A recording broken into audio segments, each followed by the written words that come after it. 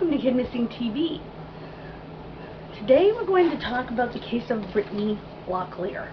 Brittany was 5 years old when she vanished from Raeford, North Carolina on January 7th, 1998. Her abduction was actually witnessed. A woman, a neighbor named Rose, was watching her children wait for the school bus through her window when she saw a man in a pickup truck grab Brittany, who was also at the stop that morning. Brittany's mom had stepped away from her window, and when she looked back, she thought Brittany had just gotten on the bus. Until the neighbor screamed. Her world then fell apart. The neighbor didn't know what kid it was. It turned out to be Brittany, but she didn't know if it was one of hers or what the heck was going on. Mom and stepdad went to the school thinking it had to be a mistake. It couldn't have been Brittany. There had not been. They called the police. This was at 7 a.m. By 9 a.m., her backpack and clothing and shoes were found on a dirt road 2 miles from the bus stop where she was taken. By 2 p.m., Brittany's little body had been recovered. She had been sexually assaulted and drowned. Her school lowered their flag to half staff in Brittany's honor. They brought in counselors for the other kids. She was the youngest and smallest at her school. She was only in kindergarten. What monster, it can't be a human being, would not only abduct, but rape and drown a virtual baby? Well, anyone, but baby? They were able later on to get DNA from her clothes in the form of semen. There is a reward in this case, by the way. It changes, so I'm not sure exactly what the reward is right now. But you can call the North Carolina State Bureau of Investigation at 1-800-334-3000. That's 1-800-334-3000. You can also call your local FBI office. They'll direct you where to go from there. Because these types of cases are actually FBI types of cases.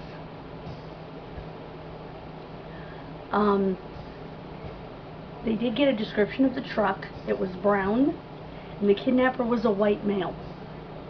You know, I was just looking at my notes, and hilariously, I didn't write male, M-A-L-E.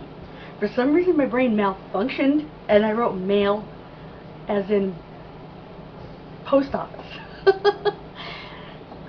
Like I said, I had a brain malfunction there. But I thought I'd share that with you because this is such a disturbing story. Needed a little laugh. Next time, we're going to be talking about the case of Kelly Holland Jr. Kelly was the most adorable little boy you will ever see.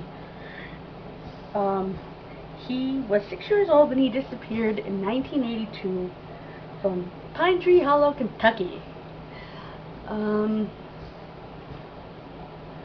It was interesting, his case, because it included a snowstorm, which not ordinary down there.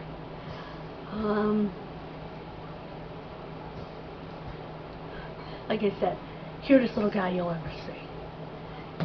This little girl's pretty darn cute too. We need to bring her killer to justice. This is 1998. That means that her killer, chances are, is still out there, or he's incarcerated for another crime. This is not someone who committed one crime. I don't believe that for a second.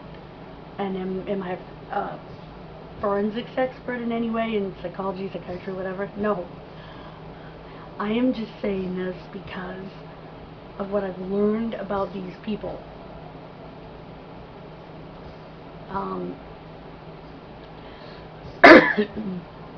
At very least, this person has sexually abused other children.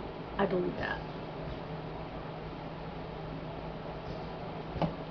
And it's okay if you disagree with that, and I believe the person was also from the area, because who else would feel comfortable enough to pull up to a bus stop and grab a 6-year-old in front of all the other kids?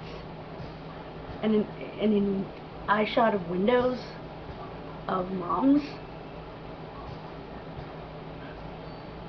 You know, I think it would have to be someone local, someone who would think that their vehicle wouldn't draw attention. You know, because people would, I don't know, I just don't think someone would come from somewhere else and do that. Again, I'm not a profiler. I'm just telling you my beliefs about the perpetrator in this case. I would imagine that was a very small town. So again, probably not someone not local. When I say that, I don't mean from the town itself. See, where I live, we have, you know, as with everyone, towns that connect to our town, and people know each other across the borders of those towns. It's just the way we all grew up. We grew up going to the neighboring town to go to the store, or going to the neighboring town for sports games and, you know, school concerts and different events. So the towns overlap. So maybe he was from another town in that area with overlap to that area. These are just my thoughts, my ramblings. Again, check us out Wednesday when we'll be talking about Kelly Holland Jr. Thank you for watching the show today. Thank you for your comments. Thank you for your subscribes. They're going up slowly. For your likes and all of those things. By the way, I'm working on an end screen for us with the, you know, the like, subscribe, bell notification thing with a clicker. I'm going to be working on that. It's a kind reminder at the end of a video, and I really want to do that. I just have to, still learning. Like I said, thank you for your comments. Even the extremely rude one I got the other day that I deleted. This is why we have a button, DELETE, because sometimes these things happen. It's up to us to moderate our pages and our comments. This isn't a message board. We don't have moderators. Well, some people do, actually. Some people have designated moderators to their comments because they have so many. And if I ever get that many, I may do that. But I'm not at that point at this point. So, thank you for joining me. Have a wonderful rest of your day. I'm sorry I sound like this. It's allergies. And if it's annoying to you, again, I apologize.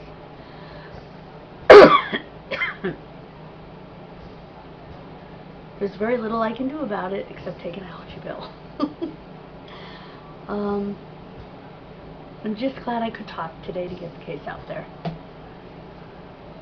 So, have a wonderful day. God bless you.